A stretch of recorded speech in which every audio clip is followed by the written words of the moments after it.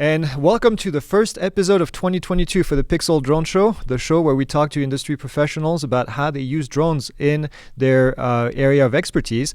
And this week, your co-host is Haya Kestelou, and we have Kara Murphy and myself, Greg Reverdio, and we're really excited to starting the year because we have Bobby Watts with us. And the story, there's a funny story before we go into the details, but I asked on my Facebook group who knew Bobby and could put us in contact, and I think within seconds, Bobby and I were bombarded with emails and CCs saying you need to talk to this guy and you need to talk to this guy. So I'm excited that we were able to do this, and this is a testament, I think, to the power of this industry and kind of how small of a group this is. So this is really cool. So Bobby Watts from Watts Innovation is with us today, and we're going to be talking about how they design and manufacture large drones, industrial drones in the United States. So Bobby, welcome to the show. Absolutely. Thanks for having me. Really appreciate it. It was too funny. Like, as you said, I think it was 3 to 5 people came in and introduced us at the same time. So it was great to hear from you guys. A lot of mutual connections. Yep. So, Bobby, tell us, I know you've been involved with the UAS world for quite a while, since the early 2000s. Can you tell us how you got into this thing? Yeah, it's a long story. I'll try to condense it as much as possible. But basically, I've been working with and flying and enjoying unmanned aircraft, starting with radio-controlled helicopters since 2003. So at that time, I was just like some high school kid with braces, and just like my godfather got me a RC helicopter for a Christmas present or birthday present or something, and basically just through the school of hard knocks, just learned how to build it and how to fly it, and with an amazing group of people here in the Baltimore area, got me kind of took me under their wing and helped me out a lot.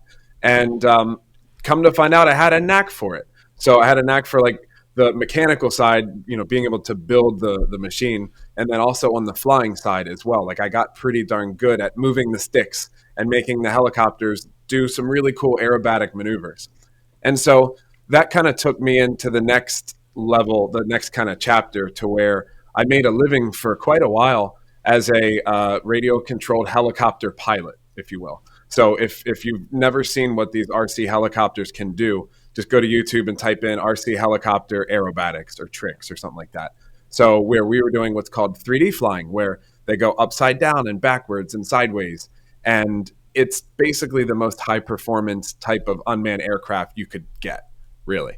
And the cool thing is that while I'm doing all that, I'm learning all these fundamentals, which are now the basis of what UAVs are built upon, and the protocols and the ways in which we design UAVs now is all built upon what I was learning, teaching myself when I'd come home from school in like 2003, 2004 and play or work with my RC helis. So I was doing the 3D aerobatic stuff and working as a pilot, traveling around the world doing demonstrations, working with manufacturers, helping them to design their next generation helicopters, and design some myself. And then around 2007, we got a few calls to put like cameras on our RC helicopters. So I went out and did some really cool shoots with like National Geographic in South Africa, filming sharks jumping out of the water. And that was like 2010, I think. And that was all with RC helis. Or filming like Sea-Doo commercials and things like that, all filming for Universal Studios in Florida. Like, all these things we're still filming with RC helis. And then around with large camera, was that with large cameras on them? Yeah, it started with just like a pocket, kind of VHS tape, like kind of pocket camera in 2007.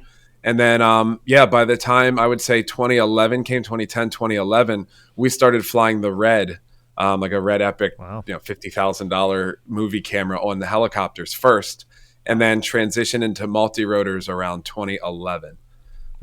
Cool. And then that's when the industry, was kind of getting up on its feet. Actually, I think I'm off on that date. I think it was like 2013, actually. 2013 was probably when we switched to multi-rotors. But then became the journey of like, okay, let's make this into a business to where not only are we just flying and performing the services, but now I created Watts Innovations 5 years ago now, to where it's like, okay, now let's take all that experience and now let's manufacture the aircraft for the professionals. And so it's just been morphing out of that like hobbyist kind of pilot designer to, now manufacturing aircraft. And then now it's great because I don't perform the services anymore. The only services we perform is just, the designing and manufacturing. And then our customers go out and they do all the flying. So we just take our background experience of all that flying and traveling and everything that we know that pilots need. And then now we kind of culminate that in our aircraft and our products. So that's it in a nutshell. It's awesome because you pretty much lead into my next question, which was going to be how did you get started, or how did you start a drone company? You pretty much led into that already. Can you tell us what's involved in actually running a drone business and being a drone manufacturer? I mean, when I think about the bigger companies out there, it would seem that you would need a lot of resources in terms of funding and employees and whatnot. Can you tell me how you're able to be a drone manufacturer here based in the United States and grow us from there? Yeah, great question. And I guess I can touch on your question was going to be like, how did it start? And it really kind of started by accident, in all honesty. Like it started that as we were flying and filming movies, I was working with a company called XCam Aerials and my good friend Jordy Klein, and down in Florida. And we were filming a lot of movies and, like a lot of really cool things, commercials, movies. We worked with like SpaceX, like we worked with some really cool companies. And we wanted to fly like heavier camera packages. And there was really nothing out there that could lift the kind of camera we wanted. So I was just like, I'll make us a drone. Like I'll just design something. So I designed what came to be our MFD 5000. It's that one behind me. Just a big heavy lifting drone. And so basically for the very first one, I just kind of sold it to them at cost for like $5,000 or something. Like, hey, here's what the parts cost. And then I just kept posting about it as we were on shoots, just posting about like, hey, here's a machine we made. It's super cool. And then more people wanted them. And so I would borrow his to go do a demo for the next guy because I couldn't afford to make another one. So I'd borrow his, make one for, go demo the machine for someone else. And then they would buy it. And then cool. So I sold another one. And then I'd borrow his again for the next like 3 and 4 demos to kind of sell the machines. And then whatever we made on one machine, we'd put it back in the business, make it even better, and just iterated for years. And now here we are making aircraft for some of the biggest players out there in the industry.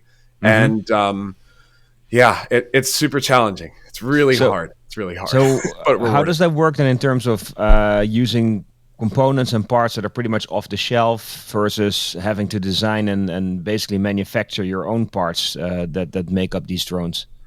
So it started with us using a lot of off-the-shelf components, but because we couldn't afford to do anything else, right?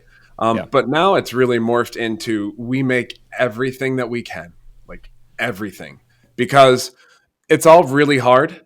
And even if you order a part right up, like an off-the-shelf part, that doesn't mean that it's going to be correct when it comes to you. Like there's plenty of times we've ordered a part and it's the wrong part when it comes in, or it's made wrong or something. So I always feel like it's all hard. So at least let's make it our design, right? So if we make this our part, our own design, then at least we're in control of what happens. So like I said, now we're in the process of literally making everything.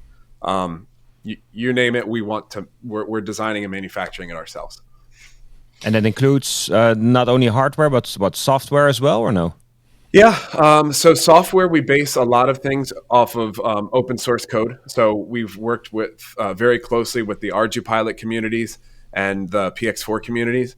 And now with our new Prism Sky aircraft, we're working with a company called Alterian, who's kind of taking the open source world and kind of putting a, coming in and putting like a stamp on it saying like, this is kind of certified for industrial use, basically. And they're helping out in a million ways. They've been amazing. But yeah, we're now at the point to where, we manufacture the hardware, the circuit boards, and write the code that runs on the system. So it starts with open source, and any changes we need to be made, we do that ourselves. So what's the first aircraft that you designed with Watts Innovation, and how many models do you have now? So the first machine we ever made was basically what we called our MFD 5000, and it's a heavy lift hexacopter. It was basically supposed to be a bigger DJI M600. So we were doing a lot of movie filming with the Ronin 2 at that time. And then it's like, hey, let's make a drone specifically for the Ronin 2. And that's where it started.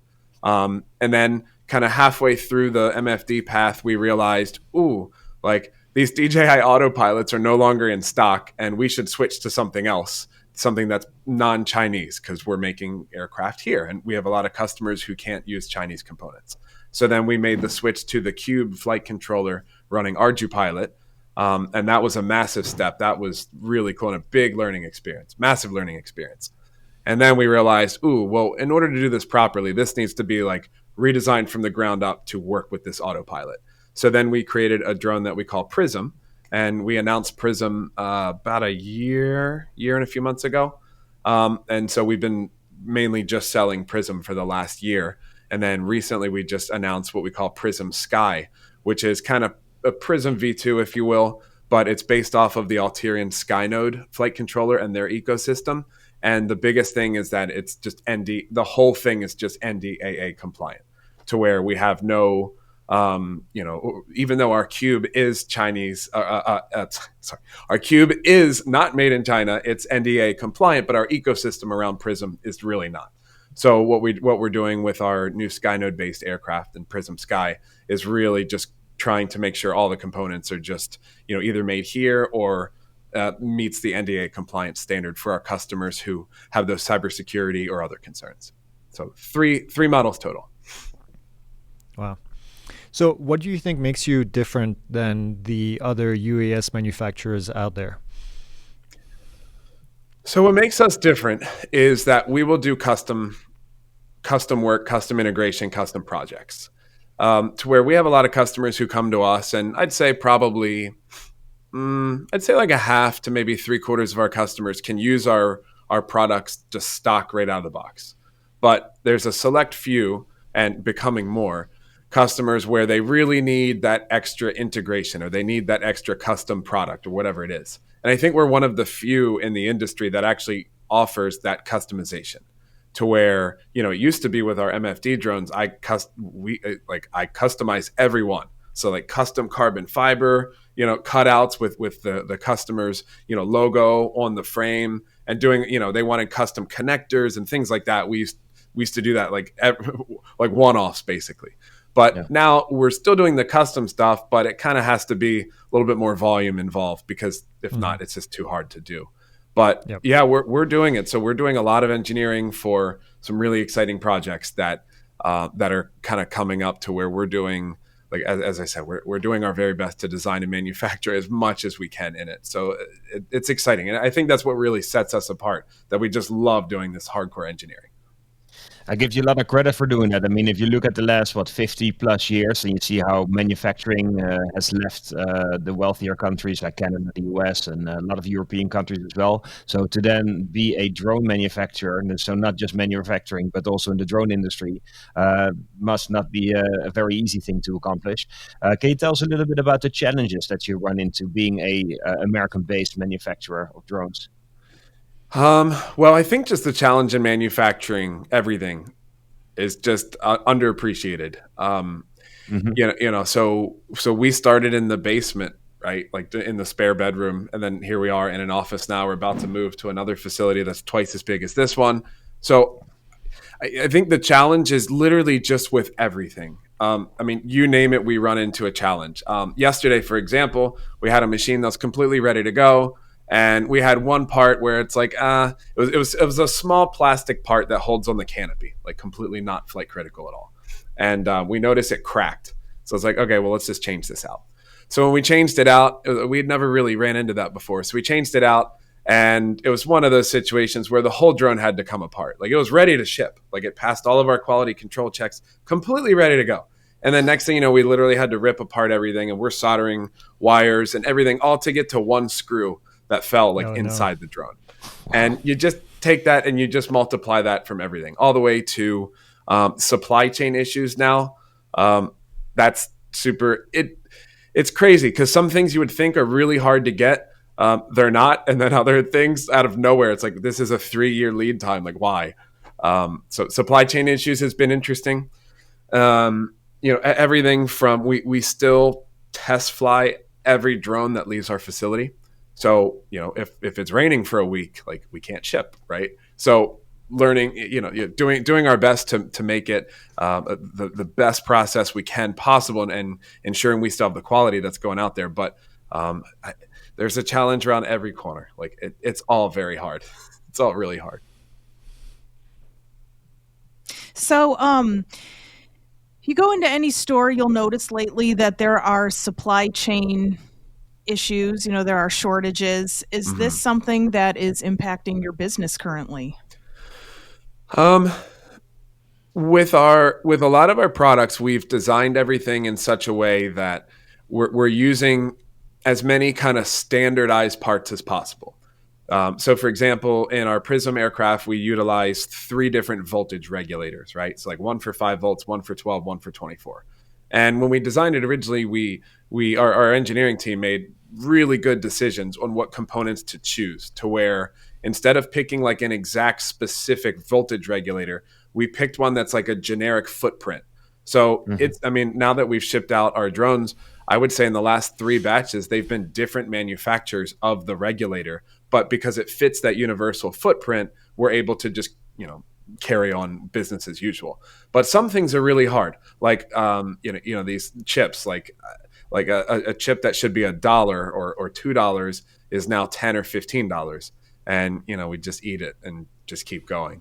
But that's if we're able to find it. But luckily, like some of our engineers live in Asia, and American dudes, but they live in Asia. And so now they've got access to this whole supply chain that we've never really had access to before. So, we've got them, in their spare time when they're not engineering the parts, they're helping us look for chips and other components in other parts of the world. So we've just been staying nimble and not locking, once it goes back to it, like, because we design so much ourselves, we're in control. So instead of it just being like, oh, this regulator that this company or whatever, this GPS or something that this company sells is out of stock. Well, because we make it, we can now at least have a fighting chance to maybe have a replacement component come take its place, and we can still proceed.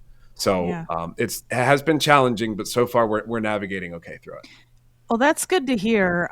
You obviously have systems in place to prevent any major impact on your business. And this is maybe a hypothetical question, but I mean, how many years do you think this issue is going to persist? I mean, what kind of impact did lockdown have with COVID, do you think, just even on your sector of the business? Yeah, the best thing I heard was that the chip shortage is kind of like when COVID hit and everyone's hoarding toilet paper. It's the same thing. So everybody's just buying more than they need. So even us, I mean, we just bought, even in the last like 2 days, we've bought 50 grand worth of 2 chips where I would have normally bought 5 grand at a time, but we need them, and we need them for production. And it's like either we have them or we do not have them. And so I think that's the hardest part. And once the world kind of gets caught back up again, it'll certainly help. But, and the good thing about a lot of what we make, many of the components we make are very small, so we can still airship them, which is great. But, I have some friends in other industries where they rely on container ships and everything shipping from other countries by boat. And, you can look at like the ports in Long Beach or something like that, where everything's really backed up. So I'm just fortunate that many of our components are smaller and all of our business is US based. So for us, it's all about getting products in. It's not as big of a backlog going out. So we're in a fortunate situation.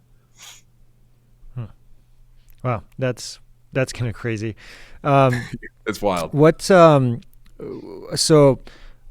What is, I'm switching gears a little bit. What is the one of the most common feature that you see that customers are asking you in your drone? We've talked to other people in the industry, and they have specific needs. What are the things that you see on your side as far as needs? Well, that changes over time, but what I would say is it's certainly become recently. It used to be, hey, I need a drone that can lift this much weight. Okay, cool. Here it is. And we've always specialized in heavy lift. So I would say heavy lift, we just term whatever heavy lift. You could call that, I would say a heavy lift type of drone is like a 5 to 20 pound payload. So lifting a Okay. camera or a gimbal or a package or a sensor or a computer of some sort that's like a 5 to 20 pound. That seems to be our sweet spot. So it used to be, hey, I need a heavy lift drone. Okay, here it is. Okay, now I need a heavy lift drone, but it can't have any DJI components in it for whatever cybersecurity concerns that their end customer has or whatever concerns it is, right? So, okay, no problem. So now it's okay. Now I need a drone, no DJI components, but no Chinese components that are crucial to the flight controller or the autonomy or something like that. Okay, so and as you can see, we're kind of having to start making more and more of these things ourselves because when our customers were requesting these types of components, they just didn't exist at the time. And so now we've seen a really big market for example, like a US made controller of some sort that you hold, the radio itself, right? There's none, one maybe to choose from. Mm-hmm. So it's like, okay, I guess now we're making our own radio. So all these different things is starting to happen over time, and we see it happening with a lot of other peripherals that we'll be announcing this year that we're currently in the engineering stage of now.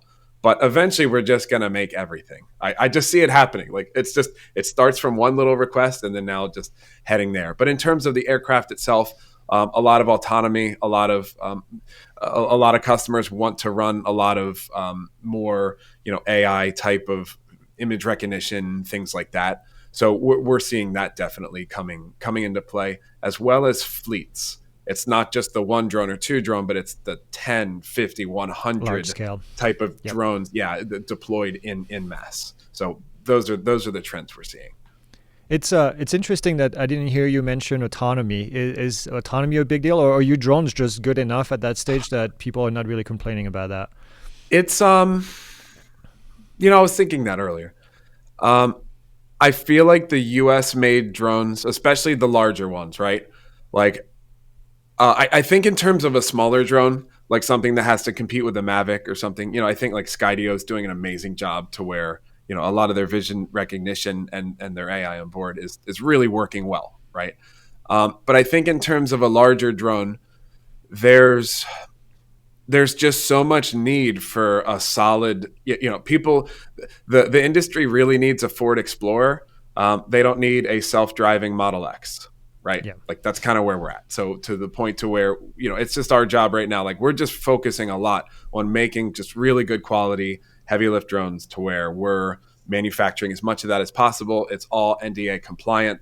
And we're partnering with different companies like Alterian, who will be able to, them and their network will be able to assist with the autonomy side. Because I don't believe we'll dive into that ourselves. It's not in our current roadmap, but to where we would be more partnering with these companies who they do nothing but autonomy, and then we just bring that software on board the drone. That's the general idea of where we're looking into this next year. Interesting. So you mentioned, you mentioned the Ford Explorer. I mean, that's of course a high volume vehicle from Ford. If your drones keep becoming more and more popular, and you get larger customers coming in with orders that are of a much larger magnitude than what you currently are fulfilling, how would you scale up your business to meet such demands? We're doing that right now. We find ourselves in that exact situation right now. Awesome. And it's a good problem to have. It's like that. And we've been asked that for a while. It's like, what would you do? It's like, well, we'll figure it out when we get there. Well, now we're getting there. So number one is hiring some really incredible, smart people. Like that's the first thing. And to where I used to do everything myself. And now every day I'm working to get as much as possible off of my plate, to the point to where, a year ago, 2 years ago, it was literally just me and maybe one other, to where now as we hit the ground running into next year, it's about a dozen of us. And I could see that probably doubling in 2022. The other is working with some partners as well, to where we have some other partners who will be assisting us with the manufacturing and the kind of on-site maintenance, if you will. But it goes back to it where, because we're designing it ourselves, we're kind of in control of how we play this out. So, we just put a job posting out this morning for more people to help with production, for example. So it's more people, more very smart people is probably my best answer for that.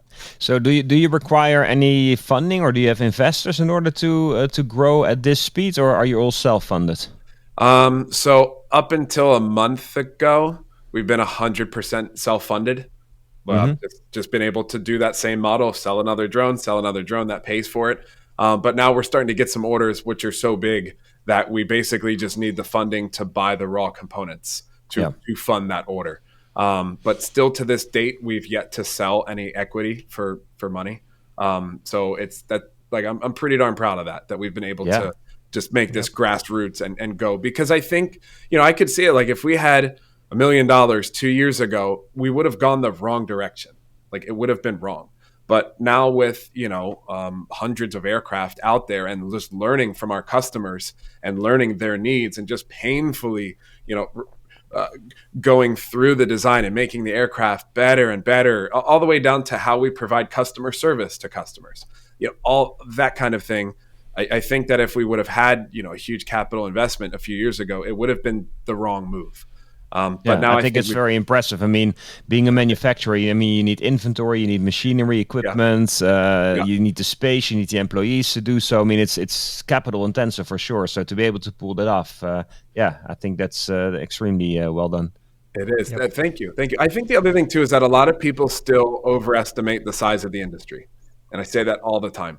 And when I talk to some of these companies who've maybe, I don't know, had a lot of investment, but I don't know how many machines they're producing, I always hear like, "Oh, well, how many drones are you selling?"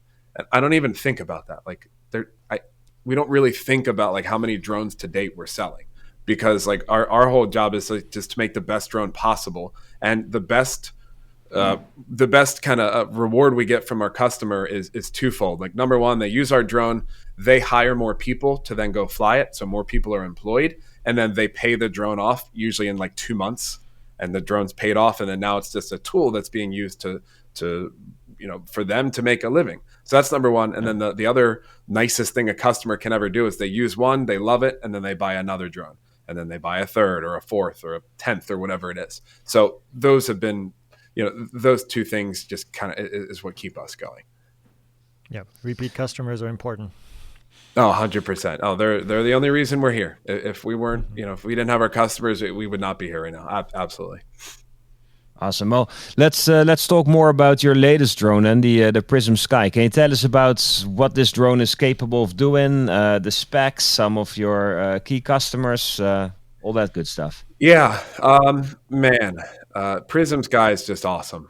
I'm really excited for it. I'm really excited for it. So it's kind of number one, it's taking everything we've learned and everything our customers have done to Prism, good or bad, in the last year. And first of all, just if our customers struggle with something, or if we've noticed 3 or 4 have fallen down a treacherous path with some aspect of the drone, we're addressing that. It's like, first and foremost, that's the first thing we're doing. Second thing we're doing is we've partnered with Alterian and their Skynode. I would call it a flight controller, but their Skynode ecosystem, if you will. And I would say that definitely keep an eye on what Alterian's doing. Are you familiar with them? Have you guys heard much of what they're doing? We had Romeo on the show a while back, cool. And you actually were just leading into my next question of tell us a little bit more about your partnership with Alterian. Yeah. And what it entails. So what Alterian's doing is completely unique in the industry. Never seen anyone do anything what they're doing. So, as much as we love working, with the Cube and ArduPilot, what Alterian is offering in terms of an industrial drone application is just nobody else is doing this, to where what they're providing a roadmap and an ecosystem for manufacturers like us to follow. So where we make a drone, right? And then let's just say like, hey, we want a camera to connect this way, or we want the radio to connect this way. Well, we can just venture and do it ourselves, right?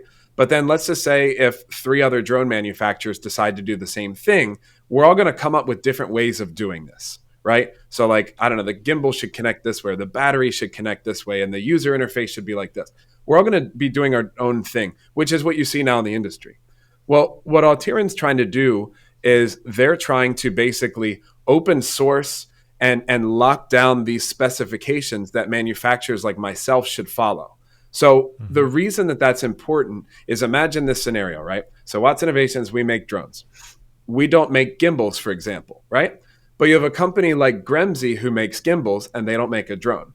So how do we go ahead and create a overall architecture where Gremsy and Watts Innovations make their products compatible with each other without ever having to talk to each other? So it's great. So what Alterian's doing is providing this high level architecture that we follow, and that Gremsy, and if you make batteries or a parachute or a camera, whatever you manufacture for the drone industry, if you're working to their standards, then everything just plays nicely, to where it's really nice, because now a camera manufacturer, instead of them coming to me and say, hey, I want our camera to work with your drone, I kind of stop them and say, no. You talk to Alterian and you work with them and you fit within their ecosystem and the standards in which they're publishing.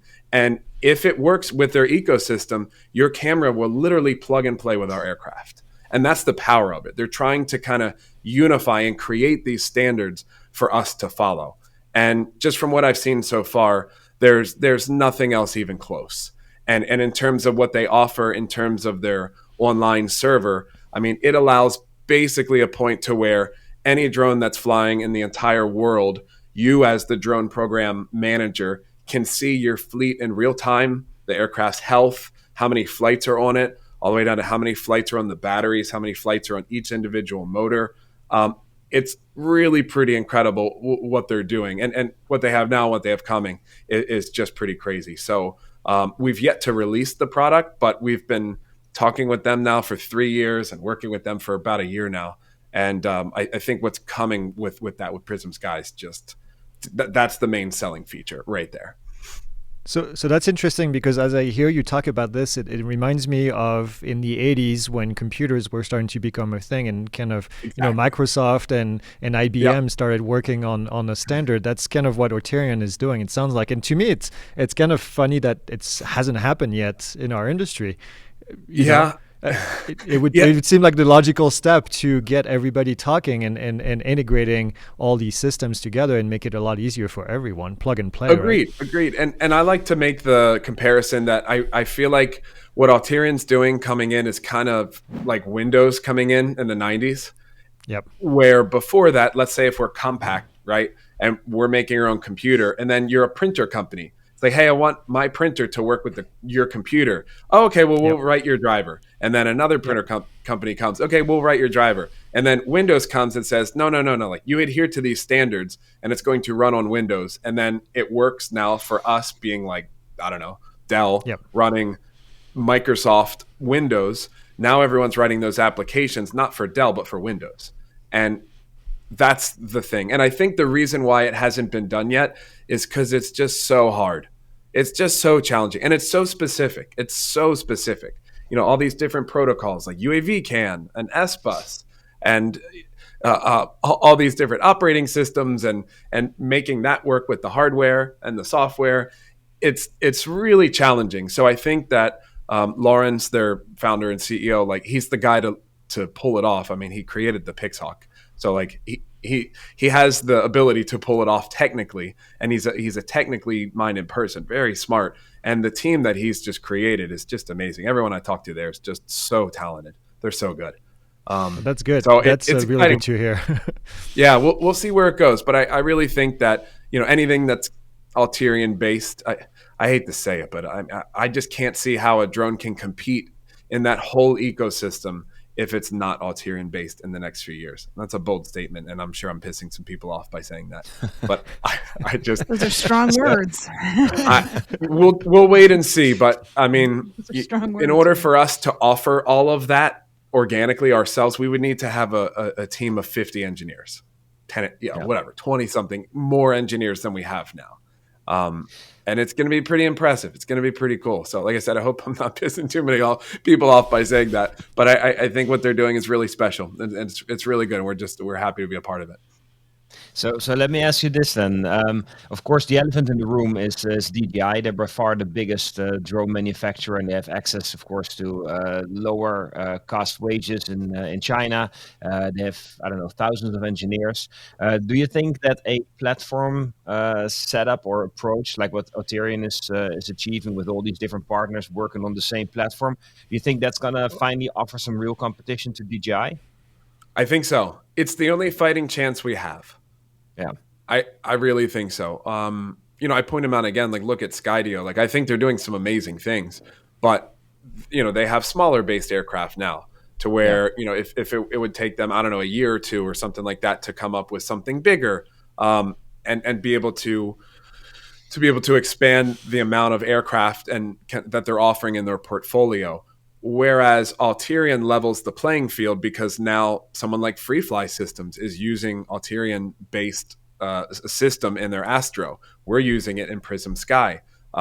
You could have someone like Quantum Systems who's using it in a VTOL type aircraft, or a quad plane. So I think if they're successful in this, I think it's going to be hard to compete with it because at the end of the day, it's based off of PX4 open source architecture.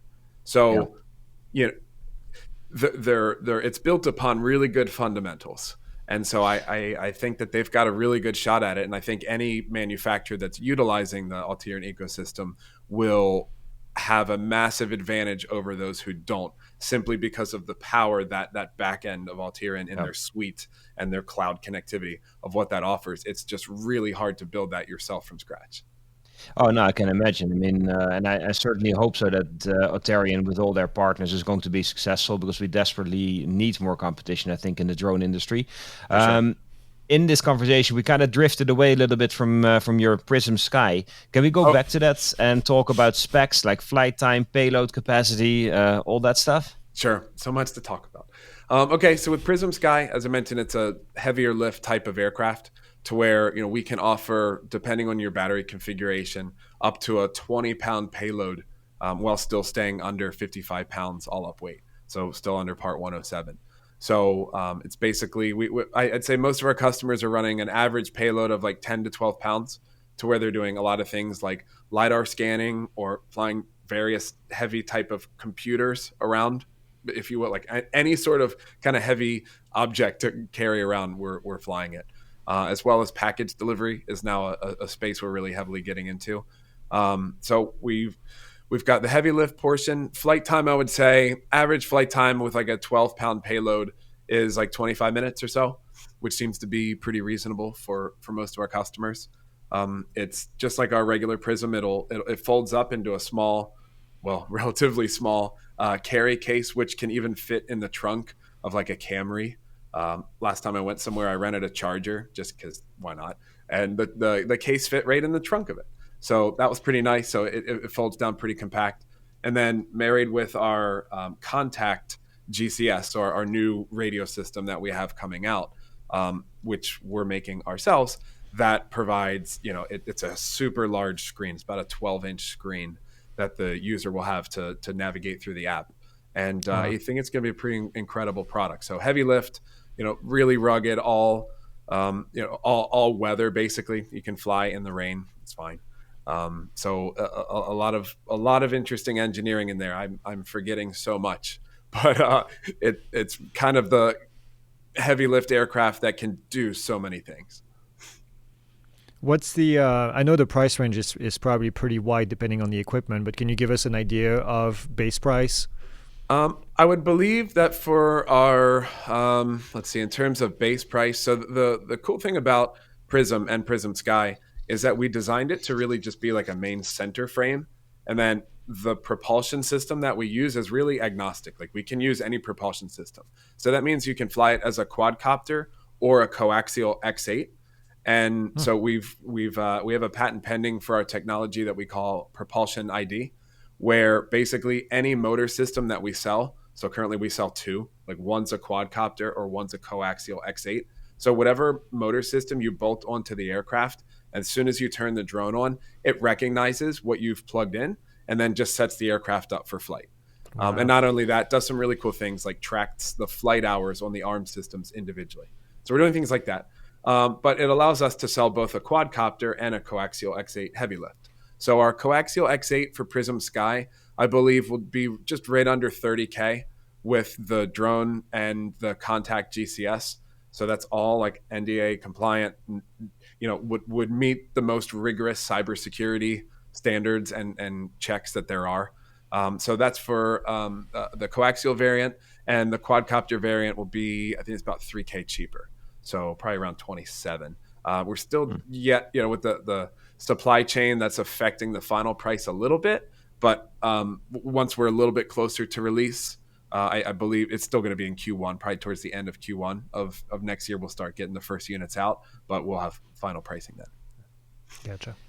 Can you tell us a little bit about how your customers are using the Prism drone? And I think you mentioned drone deliveries as well. I'm also curious to learn more about that, and maybe if you can talk about an example where the drone is being used to deliver products, that'd be really interesting, I think.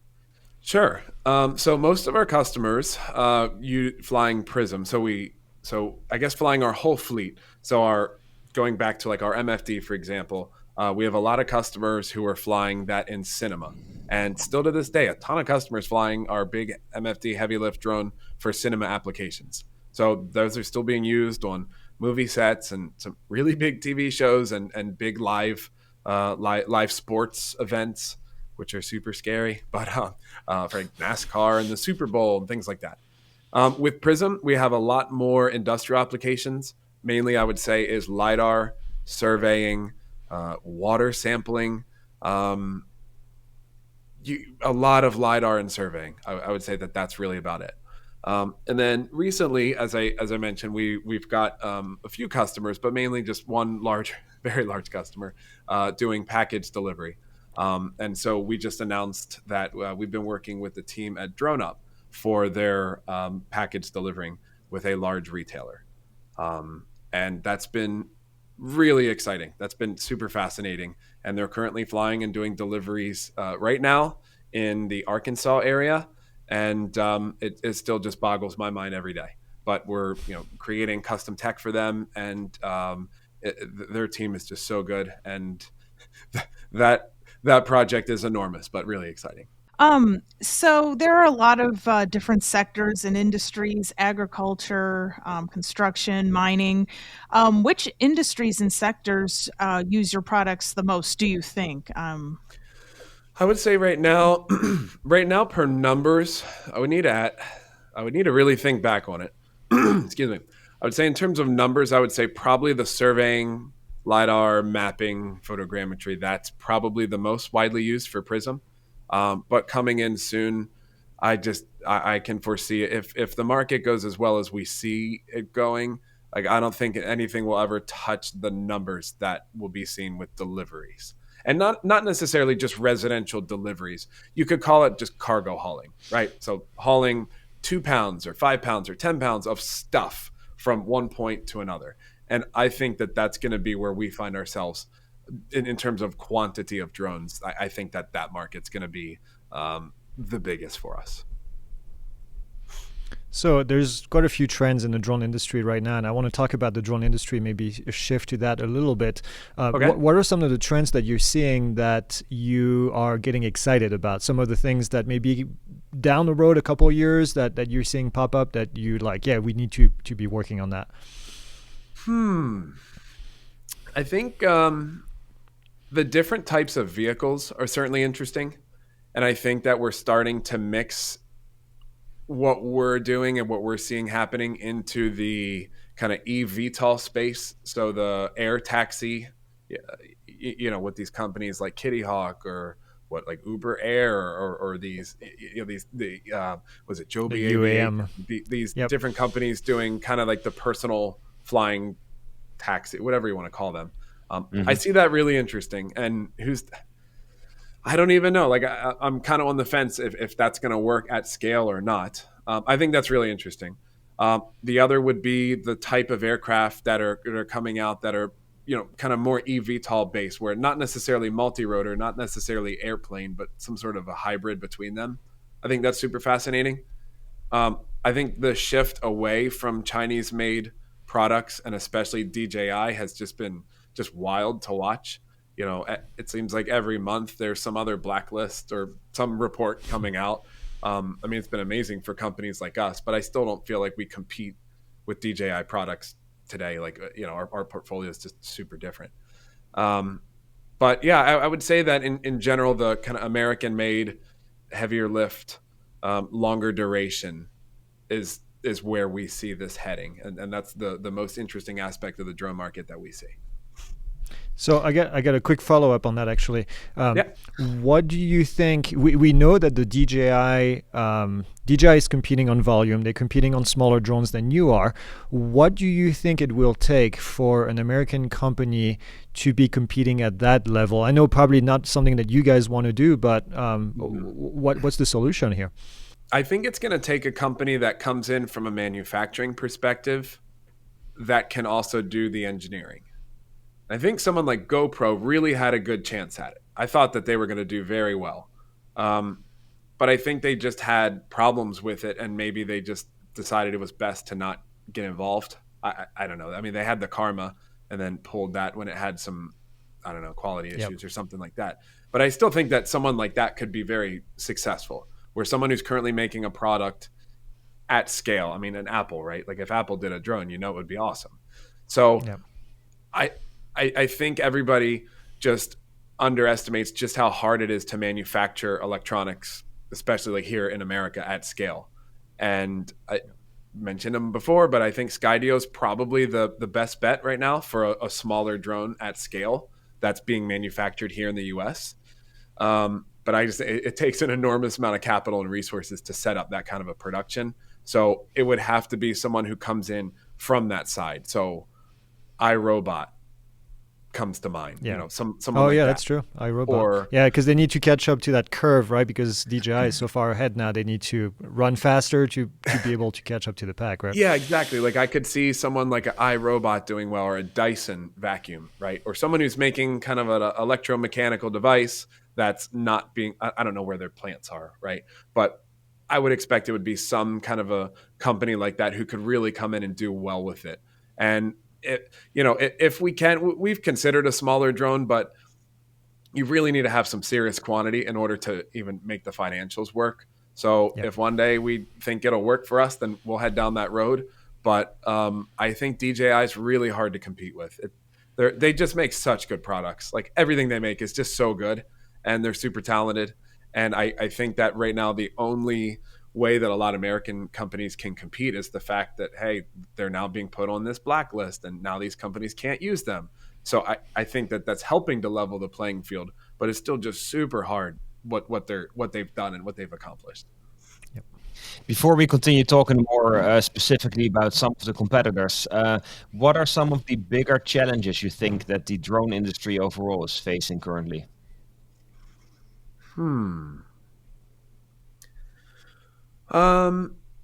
I think that I know the challenge that we're facing and a lot of other people are facing is finding enough people who have the skill set to come in and help scale these companies. That's one of the things I've seen.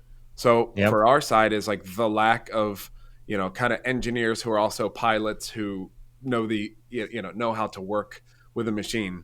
Because if we can't get the help, then we can't get the products out there, and it just continues. And I know a lot of our customers are running into that too, where they can't find enough pilots who really know what they're doing technically. I would say that's one. The next thing is I feel like FAA Part 107 has been amazing, like really good. Like I think the FAA has done really well with Part 107. It allows a lot of freedom. You can do a lot under Part 107, but I think that BVLOS step will be the next thing that unlocks a lot of abilities. And as well as we would love to see like a FAA Part 107 heavy, where you can just operate an aircraft that's heavier than 55 pounds. I mean, I'm not saying a 200-pound aircraft, but give us a way, like open up some sort of a way for our customers to easily get up to 65 pounds. And then what do we need to do for 75 and 85 incrementally, to where we've had some customers apply for FAA Part 10, like a heavier exemption, and it took 3 of them a year and a half to get. And that's just ridiculous. Like that's crazy. So I would think that getting people and then allowing the industry to mature into that BVLOS, as well as some heavier payloads from what we see. That would just unlock a lot. I think the FAA is working on that, on the BV laws specifically. I know that they are, and I hope on the 107 heavy, because I've heard that from several in the industry. So yeah, I agree with you. It would be great, and we would love to. I mean, we don't. I spend like 99% of my day doing engineering. We don't consider much we don't really dive into the weeds in terms of policy and things like that. But I would absolutely love to.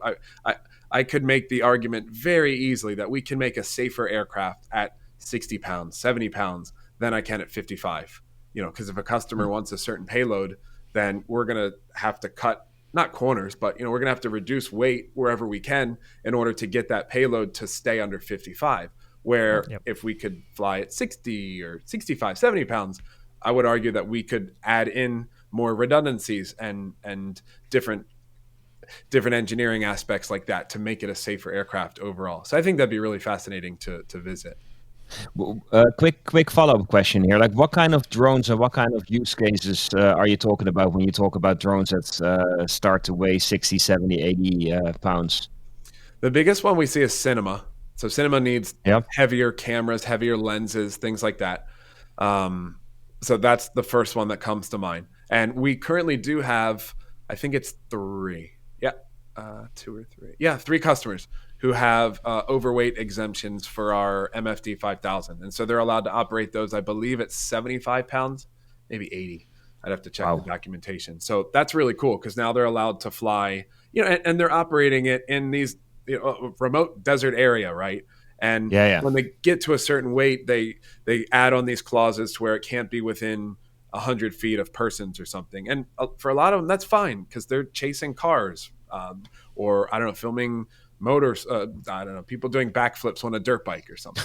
So and I guess what the cinema equipment it becomes that heavy that you need drones that as a total package weigh close to 80 pounds. Oh yeah, absolutely. Some of these cameras are pretty hardcore, and it's not the camera; it's the lens. As soon as director says, "I have this vision, and it needs to have an anamorphic zoom lens or something," that's like a 20-something pound lens. And a lot of these situations occur where you kind of show up on set, and sometimes they say, "Hey, here's the lens that you're going to be flying today." And then you're like, oh, this is pretty darn heavy. Like, what are you going to say no to them? Like, so you have to make it work. So I would say like that's one. And then number 2 is just cargo hauling delivery of some sort. So just getting packages, getting just, emergency supplies, whatever that is from point A to point B. And, think of how many valuable resources you can lift and carry that are 5 pounds, 10 pounds, 50 pounds. You can make the argument that, more is generally better. Or at least we want to have the flexibility to be able to carry that much weight legally. How does that impact the design and the manufacturing process and also the flight characteristics once you get into those weight classes? When you have a drone, let's say, weighing 80 or maybe even 100 pounds. I mean, that's not the same thing as flying a Phantom 4 anymore, of course. No. And it's funny because we've seen a lot of our customers. It's exciting with Prism. We've had a lot of customers come to us that have only ever flown a Mavic, and then now they're flying this 50-something pound drone. Where it's taught us a lot to where we slow the controls down, for example, and we reduce the maximum banking angle and reduce the maximum speed and we've created some flight modes like slow mode or fast mode. But to where, for example, with Prism, when we ship it today, every drone goes out in slow mode so that way, if a pilot just kind of full sticks it like you would a Mavic, it's not just this massive movement. It's more of a graceful maneuver. So I like to think of when a pilot's flying a heavier drone, probably an M600 or larger, it just becomes more like a bus than a sports car. To where everything takes longer. It's going to take longer to accelerate. It's going to take longer to decelerate. This is just physics. We can't get around this. So I think that that's the biggest thing from a pilot side. And then from a manufacturing side, it's actually opposite. Going larger to an extent, but going larger is easier than going smaller. So if we had to take everything in Prism and reduce that to the size of a Mavic, that would be really hard. That'd be challenging. A lot of very small circuit boards, very small compute modules. But if we go bigger now, then the weight of the autopilot and the weight of the FPV camera and the radio kind of becomes more negligible to where we have actually a lot more that we can work with. So up to a point, right? So I don't know at what point does that get even harder? But I would say until we're probably up to 100 pounds, it's actually slightly easier to go bigger. Wow. So you mentioned flying a small, coming from a small drone. A lot of your customers doing that. Can someone who's only ever flown a Mavic or an Evo 2 jump into the controls and fly one of your drones that easily? Yeah, 100%. And where we're heading, some of our customers next year are buying drones without a physical controller. It's all click, take off, go here, go there, look here, look there. And that's where it's heading. So they still have control over it, right? Because they can still, take emergency actions, or they can even enable virtual sticks and move it on the tablet or something. But where we're seeing it heading, the more of the operation is just going to kind of click and point and go here and do this task rather than the actual pilot maneuvering it. And I would say with the you're making an Airbus. Yeah. We're just going where our customers are heading. So, a lot of our customers doing LiDAR scanning or something, it's more important for them to spend the time doing the flight planning and calculating a good quality, safe route for the aircraft than it is for them to be on the sticks. And I've talked to some of them, and some of them have never even landed it themselves. I'm like, so how, tell me how you land it. Oh, I don't land it. I just press return to home. And we're seeing more of this. So This is why we're so excited, in a partnership with Alterian and these others, to where that autonomy is more taking place. And so it's our job to make a robust and reliable platform on which that autonomy rides. So that's where we see it. But yeah, we have customers we have people who've never flown a drone before, nothing, and just give them the radio for fun. And it's the same thing. If they can generally fly it just fine and keep themselves out of trouble. That's pretty amazing. I can imagine for a lot of people when drone. If you fly a Mini, for instance, that's not too imposing, right? It's a small drone. If something goes wrong, the consequences will be fairly minimal. I can imagine for people flying large drones like a Prism, that might be intimidating. And I'm wondering if you say that the future is more towards just kind of tapping on the screen and say, hey, I need the drone to fly this route and then come back. How does that work with your drones in terms of keeping that drone out of trouble, like obstacle avoidance? Like what kind of technologies do you use there? Yeah, that's a good point. And I think that is where it's heading. I think that's where it's heading, where it's more mission level objective rather than individual little commands.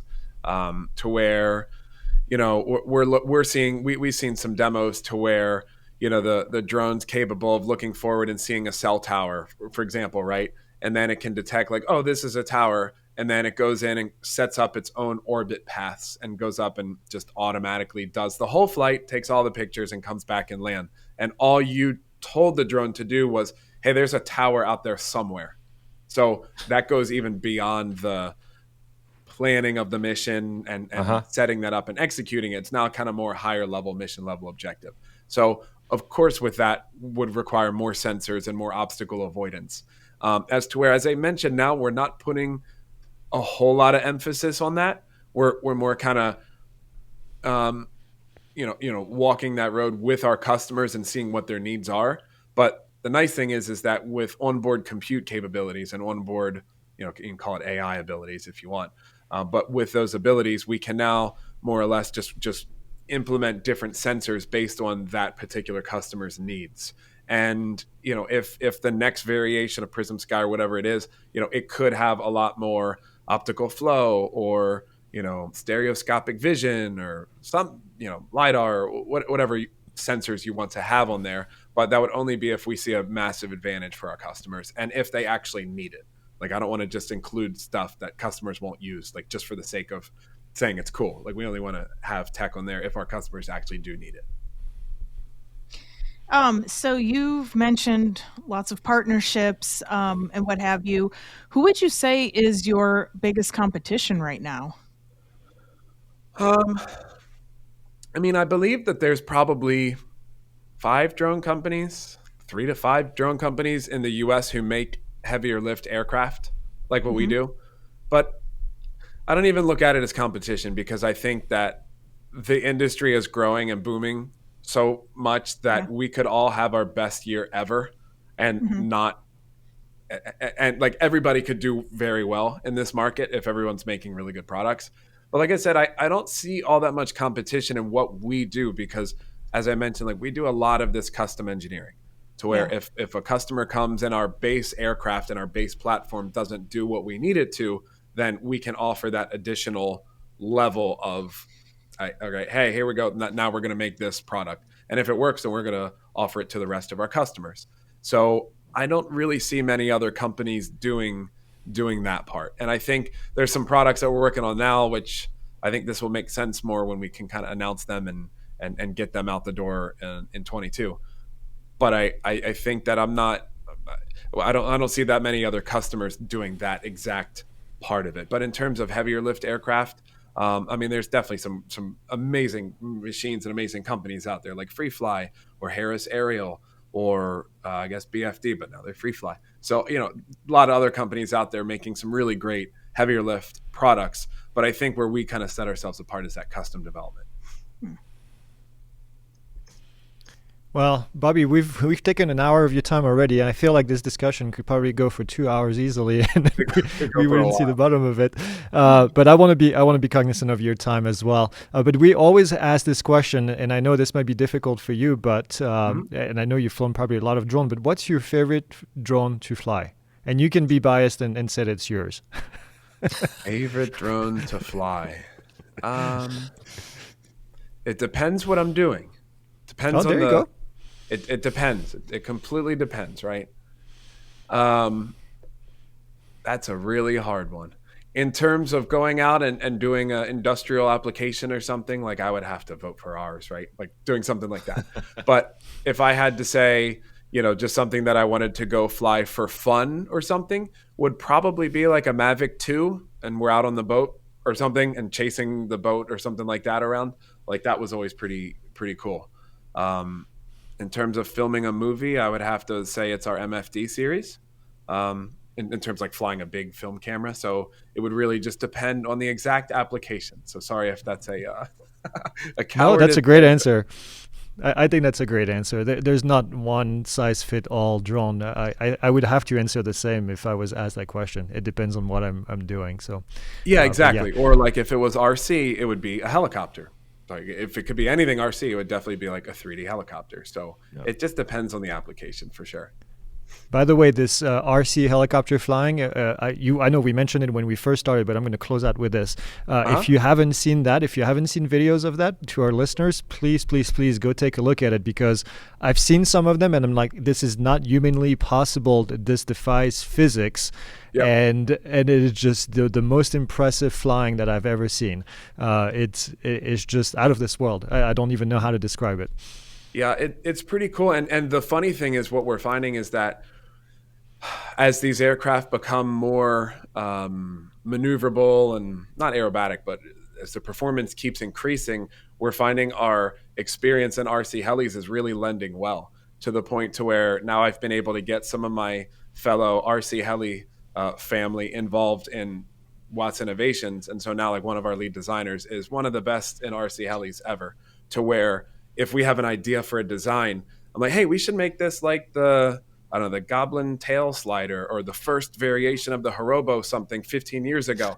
And he's like, oh yeah, that's a good idea. And then done, where we don't need to get the textbook out and start redesigning something. We just have this whole history with the RC helis. But that's where it started from. Like I remember being at a dinner when the Futaba team manager told me like, hey, Futaba just sent us this new thing. It's called S-Bus. And they think it's going to be great, but we don't understand it. And we're all upset because we want faster servos. And they give us this S-Bus protocol, which is now kind of the fundamentals of drones, basically, of drone, like, EWM and such communication. So it's just really interesting to see where it's come from and then now where it's heading. And I think anyone who just has a fundamental understanding of just that kind of base layer RC really has an advantage just overall, for sure. Wow, that's cool. Well, Bobby, where can our listeners find more information about your drones? Give us the website. Just wattsinnovations.com. or you can just head to YouTube and type my name in, or Watts Innovations or Prism. Just wattsinnovations.com. We stay pretty active on LinkedIn. So for this type of for our type of customer base, we do stay pretty active on LinkedIn, and hope to be sharing more. We've been having some really cool projects this year, so I can't wait to kind of share more of that this coming year as they roll out. Well, that's exciting. We'll definitely be following, and then we'll have you again in 5 years so you can tell I told you so about Ortarian and and how they took over the world.